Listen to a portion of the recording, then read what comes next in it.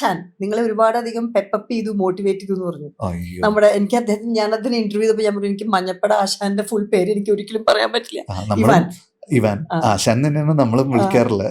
ആശാനിലേക്ക് എങ്ങനെ എത്തി? ബിക്കോസ് ഞാൻ ഇന്റർവ്യൂ ചെയ്തപ്പോൾ പണ്ട് ചോദിച്ചിരുന്നേ, നിങ്ങൾക്ക് ഇനി ഇവിടെ എന്തായാലും കല്യാണം കഴിച്ചിട്ടില്ല, സോ ഇവിടെ കേരളത്തിൽ കല്യാണം കഴിച്ച് കൂടിക്കൂടെ, സിനിമയിലൊക്കെ അഭിനയിക്കാന്നൊക്കെ പറഞ്ഞാൽ ഞാൻ അത് കറക്റ്റായി. അല്ല, ആശാന് കേരളത്തിനോടുള്ള സ്നേഹം കൊണ്ടാണ് നമുക്ക് ആശാനെ കിട്ടിയത്. അല്ലാണ്ട് ആശാന്റെ ഒരു സ്റ്റേച്ചർ വെച്ചിട്ട് അദ്ദേഹത്തിനെ പോലെ ഒരാളെ നമുക്ക് അഫോർഡ് ചെയ്യാൻ പോലും പറ്റൂല. അദ്ദേഹം ഒരു കോച്ചായിട്ട് വരുന്ന സമയത്ത് അദ്ദേഹത്തിന് പേ ചെയ്യുന്നൊരു സംഗതിയും നമ്മൾ സിനിമയ്ക്ക് വിളിക്കുമ്പോൾ നമുക്ക് അതൊന്നും പറ്റില്ലല്ലോ. അപ്പോൾ ഇത് അദ്ദേഹത്തിന്റെ ഇൻട്രസ്റ്റിൽ അദ്ദേഹം വന്ന് ചെയ്തതാണ്. നമ്മളിങ്ങനെ ആദ്യം അന്വേഷിച്ച ഇതാണ്, അതായത് മലയാളികൾക്കെല്ലാം അറിയുന്ന ഒരു സായിപ്പാരുള്ള. പണ്ടായിരുന്നെങ്കിൽ ആനവാൽ മോതിരത്തിലെ ഗ്യാവിനൊക്കെ ഉണ്ടായിരുന്നു. അപ്പോ ഇപ്പൊ അങ്ങനെ ഒരാളില്ലല്ലോ നമുക്ക്.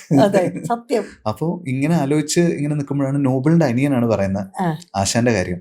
ആശാനെ എല്ലാവർക്കും ഇഷ്ടമാണ്, ആശാനും കേരളം ഇഷ്ടമാണ്, നിങ്ങളൊന്ന് ട്രൈ ചെയ്ത് നോക്കുന്നു പറഞ്ഞു. അങ്ങനെ ആശാന്റെ മാനേജറെ ഞങ്ങൾ കോണ്ടാക്ട് ചെയ്ത്, ഇങ്ങനെ ഞങ്ങൾക്കൊരു ആഗ്രഹമുണ്ട്, ഞങ്ങൾക്ക് അഫോർഡ് ചെയ്യാൻ പറ്റുമോ എന്നറിയില്ല, അപ്പോൾ ഒന്ന് സംസാരിക്കാൻ പറ്റുമോ എന്ന് ചോദിച്ചു. അപ്പോൾ ആശാൻ ഇങ്ങനെ ഇന്ന ആൾക്കാരാണ് വിളിക്കുന്നതെന്നൊക്കെ അറിഞ്ഞപ്പോഴേക്കും ആശാൻ പറഞ്ഞു, അതൊന്നും പ്രശ്നമല്ല, ഞാൻ വരാം.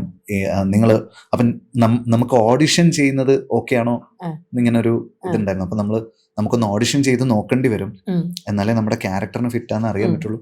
അത് കുഴപ്പമില്ല, ഞാൻ വരാമെന്ന് പറഞ്ഞു. എന്നിട്ട് ആശാൻ ദുബായിലേക്ക് വന്നു. എനിക്ക് അവിടെ ദുബായിൽ പോകേണ്ട ഒരു ആവശ്യം ഉണ്ടായിരുന്നു. എന്നിട്ട് ദുബായിൽ ഞങ്ങൾ മീറ്റ് ചെയ്ത് ഓഡിഷൻ നടത്തി. അതിനു മുമ്പ് ഒരു സൂം കോൾ ചെയ്ത് കാര്യങ്ങളൊക്കെ, അപ്പൊ എങ്ങനെയാണ്, എന്താണ് എക്സ്പെക്ട് ചെയ്യുന്നത്, എങ്ങനെയുള്ള പെർഫോമൻസാ വിനീത് നോക്കുന്നതെന്നൊക്കെ ചോദിച്ചു. അപ്പൊ എനിക്ക് തോന്നിയ കാര്യങ്ങളൊക്കെ അദ്ദേഹത്തിന്റെ അടുത്ത് പറഞ്ഞു. അദ്ദേഹത്തിന്റെ ഒരു പേഴ്സണാലിറ്റിയും കൂടെ ഇതിനകത്തേക്ക് വരണമല്ലോ. അപ്പൊ അതും ഒക്കെ സംസാരിച്ച് ഓഡിഷൻ ചെയ്തപ്പോൾ ആള് ചുമ്മാ ഈസി ആയിട്ട് അങ്ങ് ചെയ്തു. കുറെ ക്യാമറ ഫേസ് ചെയ്ത് ശീലമുള്ള ആളായതുകൊണ്ട് ചുമ്മാ ചെയ്തു.